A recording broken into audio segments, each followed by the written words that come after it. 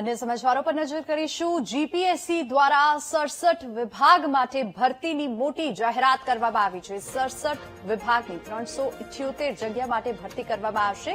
ગુજરાત શિક્ષણ સેવા વર્ગ 2 ની 128 જગ્યા માટે ભરતી થશે, તો વિવિધ 47 વિભાગમાં દિવ્યાંગ માટે પણ ખાસ ભરતીની જાહેરાત કરવામાં આવી છે।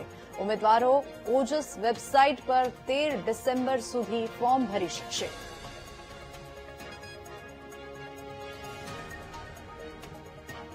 કેટલી જગ્યાઓમાં ભરતી પ્રક્રિયા આજથી શરૂ કરવામાં આવી છે। એમાં જાહેરાત ક્રમાંક 52 થી 66, 67 થી 79 અને 80 થી 99 સુધી અને બીજી 100, 101 એ બે ત્રણ જે જાહેરાતો છે એ ખાસ દિવ્યાંગોના પ્રથમ અને બીજા ભરતી પ્રસંગ સંદર્ભેની જાહેરાતો છે।